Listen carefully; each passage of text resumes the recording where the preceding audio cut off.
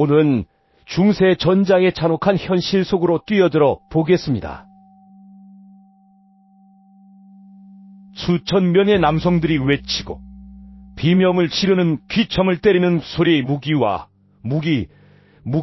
갑옷이 부딪히는 소리, 겁에 질린 전쟁마의 날카로운 비명, 공기 중에 퍼지는 피의 금속성 맛은 병사들이 진을과 피해서 미끄러지고 넘어지는 서맛을 느낄 정도였습니다.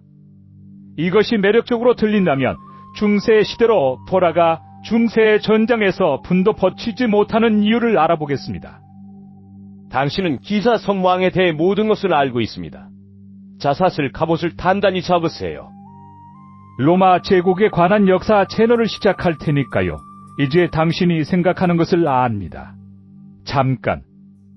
로마 제국, 그것은 내가 가장 좋아하는 중세 전설보다 이전이 아닌가요? 네, 하지만 제 말을 들어보세요.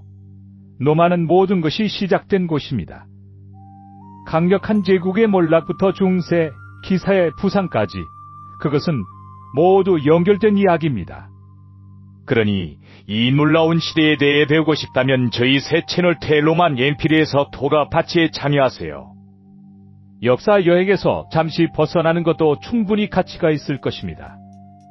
링크는 아래 설명에 남겨두겠습니다. 이제 오늘 영상호 중세 광란에 오신 것을 환영합니다. 병사들이 도착하기도 전에 스마일을 행군했고 이미 지치고 절렁적인 상태였을 것이라는 점을 잊으세요. 날씨, 식단, 수면, 시간에 따라 달랐을 것입니다. 아마도 그들은 전투로 가는 길에 이미 소규모 교전에 참여했을 것입니다. 전쟁에서는 여러 전투가 연이어 발생할 수 있습니다.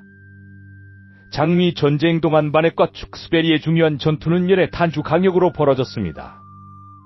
그리고 연에는 100년 전쟁의 일부 번의 전투와 거의 2년 동안 지속된 칼레 공성전이 있었습니다. 블랑슈타크와 크리시 전투는 단일 강력이었습니다. 다음 충돌에 대비하여 신체적, 정신적으로 준비할 시간이 많지 않습니다. 한 장소에서 다른 장소로 이동하는 데만 며칠이 걸릴 수 있었습니다. 군수품과 식량 열차는 병사들과 함께 이동해야 했습니다. 많은 병사와 말이 전투를 보기 전에 길에서 죽었습니다. 일부는 추위 때문에, 다른 일부는 질병이나 곤질인 때문에 죽었습니다. 아젠쿠르 전투에서 싸운 영국군은 오래 프랑스 땅에 상륙했고 하플루르 항구를 포위한 후월까지 도시를 떠나지 않았습니다. 그때까지 병사들 사이에서 피해 설사로 알려진 이질의 발병으로 이래 그들의 수는 크게 줄었고 살아남은 많은 사람들은 약해졌습니다. 소리를 느껴보세요. 중세의 전장의 소음은 그 자체로 심리전의 한 형태라고 볼 수 있습니다. 나팔수는 지도자들과 함께 병사들의 후반 전투에서 멀리 떨어진 곳에 배치되었을 가능성이 높습니다. 따라서 최전선 병사들은 아마도 충돌의 시작을 알리는 신호를 불기 위해 그들의 악기를 듣지 못했을 것입니다. 세기 초에 사망한 영국 연대기 작 토마스 웰링턴은 보병들이 진격하라는 명령을 거의 듣지 못했고 다른 모든 사람들이 하는 것을 모방하여 전진했다고 말했습니다. 그리고 거기서 벌어지는 모든 비명과 함성 속에서 연설자나 나팔 소리를 들을 수 없었던 것은 놀라운 일이 아닙니다. 세이 시인이자 작가인 크리스틴드 피자는 그녀의 책 무기와 기사도 행위에서 사령관에게 최저선 병력이 가능한 한 촘촘한 대용으로 적에게 도달해야 한다고 조언합니다. 병사들은 여러 줄로 늘어서서 빠른 걸음으로 함께 걷습니다. 그들은 강력을 두고 멈춰서 다시 대열을 받았습니다. 그들은 적에게 달려들지 않았습니다. 중세 사령관의 목표는 병사들이 달리기 때문에 지치지 않고 쌓아올 에너지를 가지고 적에게 도달하는 것이었습니다.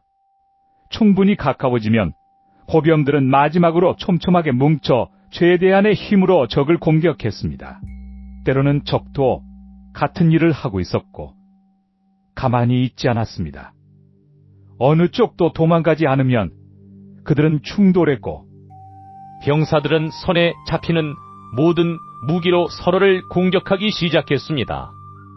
이것은 칼탐험 주목이 될 수 있었습니다.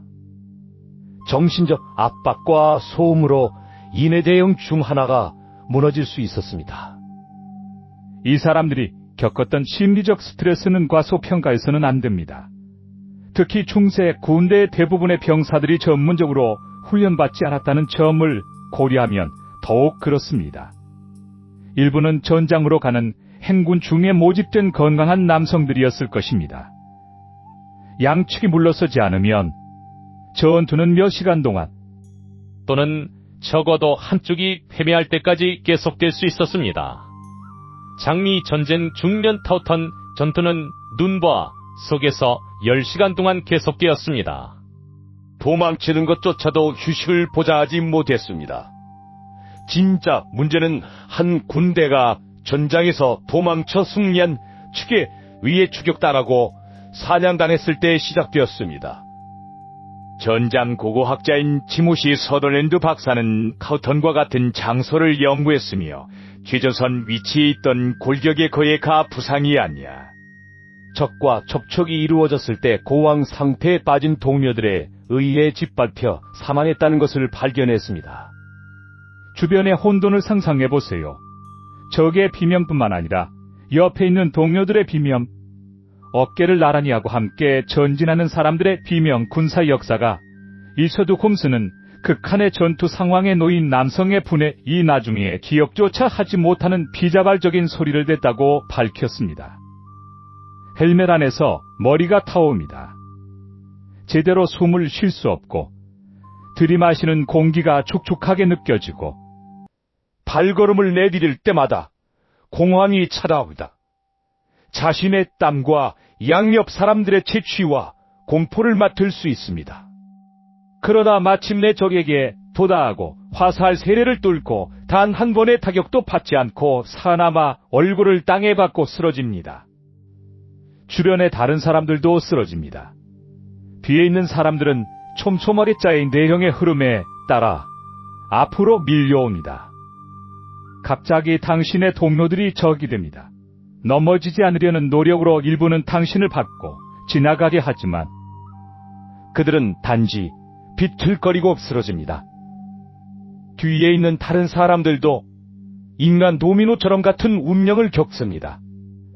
양측의 거대한 사람들이 부츠로 당신을 짓밟거나 적들이 당신의 갑옷 틈새를 찾으려 찌르기 때문에 일어설 수 없어 당신은 진흙인 속에서 천천히 질식합니다. 더 이상 햇빛을 볼 수 없습니다. 움직이거나 숨을 쉴 수 없습니다. 도움을 요청할 수 없습니다. 주변 사람들의 신음과 고통의 소리, 팔다리, 갈비뼈, 등뼈가 부러집니다. 머리는 축구공처럼 차이고 부딪히고 얼굴은 땅에 으깨집니다. 이것이 연승회된 비스비 전투에서 많은 병사들의 운명이었습니다. 무기에 의한 상처의 증거를 보인 사람들은 땅 위에 누워있을 때 즉사 직전에 외상 징후를 보였습니다. 그리고 보호되지 않은 모든 신체 부위는 적의 공격에 취약한 표적이었습니다. 물론 머리가 주요 목표였습니다. 타우턴에서는 조사된 개 두개골 중개가 머리 부상을 입었는데 이는 사람들이 헬멧을 착용하지 않았거나 죽기 직전에 벗었거나 전투의 열기 속에서 벗었을 수 있음을 시사합니다. 전투 기술의 대한 역사적 자리에 따르면 머리는 폭력의 주요 초점이었습니다. 미국의 중세 학자인 켈리 트브라이스 박사는 프랑스 전장 유적지에서 발견된 시체에서 가장 치명적인 부상이 머리 위나 목에 가해진 아래쪽 타격에서 비롯되었다는 것을 발견했습니다. 영화에서처럼 검을 휘두를 가능성은 매우 낮았습니다. 공간이 전혀 없었습니다. 사람들은 너무 촘촘하게 밀집되어 있어 기동할 공간이 거의 없었고 가장 흔한 무기는 검보다는 도끼와 철퇴였습니다. 일부 병사들은 주변 사람들의 압력으로 인해 똑바로 서서 죽기도 했습니다. 검은 숙다라는 때 수년의 훈련이 필요했고 매우 비쌌으며 한 달치 임금보다 더 비쌀 수 있었고 전문 병사와 귀족만이 휴대했습니다. 전장에서는 검이 무기의 약분의 만을 차지했습니다. 많은 농기구도 전장으로 향했습니다. 결국 옥은 낡은 나세의 목이 되거나 쇠슬안에 찔려 죽는 것은 비싼 칼의 목이 되는 것만큼이나 죽는 것이었습니다. 어떤 사람들은 심지어 날카롭게 겨린 삽을 임시 무기로 사용하기도 했습니다. 가본 역사 전문가인 나일런 밀리엄스 박사는 중세 헬멧 내부의 온도에 대한 연구를 수행했으며 분안에도 화씨 이상이 될 수 있다는 것을 발견했습니다. 프랑스 연대기 장두 조항길은 제7차 십자군 원정 주 만수라 전투에서 여러 프랑스 기사들이 자신의 갑옷 안에서 열기와 질식으로 사망했다고 묘사했습니다. 무기 옷 핀 버클과 같이 재사용하기 위해 시체에서 갑옷삿을 갑옷 심지어 옷까지 벗겨냈습니다. 품위는 없었지만 아무것도 낭비되지 않았습니다. 헤이스팅스 전투를 묘사한 바이오의 테피스트리는 이 관행의 예를 보여줍니다. 헨리세의 업적을 전하는 중세라치 면대기 작가 제스터 헨리 시킨츠는 그의 아젠코르 승리로 유명하며 다음과 같이 말합니다. 세기에 히토리아 대 팔로사오니차를 쓴 독일 연대기 작가 브루노 폰 마그레부르크는 엘스터 전투 후 색슨족이 적군 진영에서 발견한 보물들을 묘사합니다. 만북이 금은 은어와 추고의 및 식기류와 같이 있는 천막도 있었습니다. 기사와 같이 중요한 인물이 아닌 이상 그는 전장의 나머지 사람들과 함께 집단 무덤에 던져졌습니다. 오직 고위 그 인사만이 집으로 돌아가 교회에 묻힐 수 있는 영계를 얻었습니다. 토마스 월링검은 웨일스와 잉글랜드 간의 브랑글라스 전투의 옆에 대했었습니다. 그는 범죄와 그들이 시신을 신에게 인도하는 것을 허락하지 않았다고 말했습니다. 내장 의식은 상관한 금액이 지불될 때까지 기사도와 명예는 작사라들을 위한 것이었습니다. 중세 전투에서 살아남는 것은 기술이나 용기가 필요하지 않았습니다. 전장에는 영웅적인 행동이 거의 없었고 생존은 다른 무엇보다 운에 달려 있었습니다. 운과 살아남기 위해 무엇이든 할 의지였습니다.